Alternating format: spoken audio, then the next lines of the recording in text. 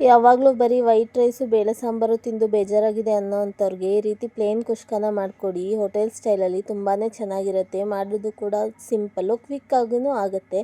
ಜಾಸ್ತಿ ಇಂಗ್ರೀಡಿಯೆಂಟ್ಸ್ ಕೂಡ ಬೇಕಾಗಲ್ಲ. And welcome back to Tanvi daily dish YouTube channel. ಅದು ಮಾಡಲಿಕ್ಕೆ ಮೊದಲಿಗೆ ಒಂದು ಕುಕ್ಕರ್ ತೊಗೊಳ್ಳಿ.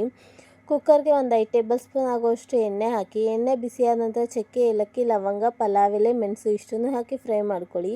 ಅದಾದ ನಂತರ ಉದ್ದುದ್ದಕ್ಕೆ ಹೆಚ್ಚಿರುವಂಥ ಹಸಿಮೆಣ್ಸಿನ್ಕಾಯಿ ಮತ್ತು ಈರುಳ್ಳಿ ಹಾಕಿ. ಈರುಳ್ಳಿ ಕಲರ್ ಚೇಂಜ್ ಆಗೋ ತನಕ ಚೆನ್ನಾಗಿ ಫ್ರೈ ಮಾಡ್ಕೊಳ್ಳಿ. ಅದಾದಮೇಲೆ 1.5 ಟೇಬಲ್ ಸ್ಪೂನ್ ಆಗುವಷ್ಟು ಶುಂಠಿ ಬೆಳ್ಳುಳ್ಳಿ ಪೇಸ್ಟ್ ಹಾಕಿ ಹಸಿ ವಾಸನೆ ಹೋಗೋ ತನಕ ಚೆನ್ನಾಗಿ ಫ್ರೈ ಮಾಡ್ಕೊಳ್ಳಿ.